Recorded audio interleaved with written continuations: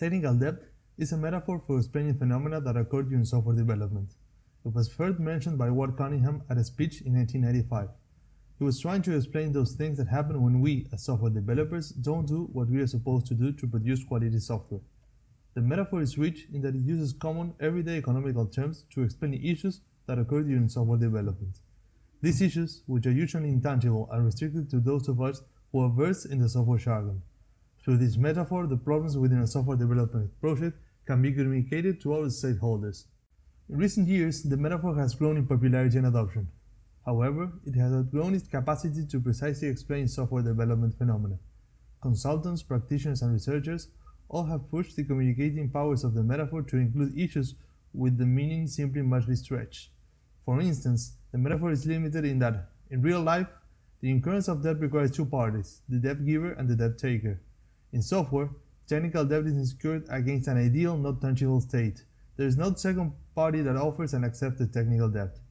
It is, in my opinion, that the term has become a buzzword, a selling point for consultants and vendors to give new shape to all problems within the software development project.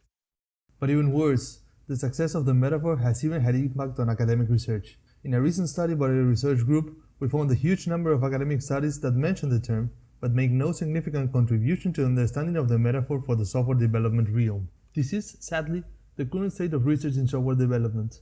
There is relatively very little knowledge that is based on scientific method-driven research. We, as researchers, suffer from the same issues as the industry. We adopt terms because they are attractive, sexy, and marketable. In the experimental software engineering research community, technical debt has become a subfield of software engineering research, where the scientific method is being applied to try and solve this problem. We strive to produce grounded knowledge that can be transferred to the industry. The objective with this presentation is to present three results that have been obtained through the experimental method, and which I believe can be applied by practitioners. First, I will present the technical debt monitoring framework that has been developed by the Technical Debt Research Group at the University of Maryland, Baltimore County.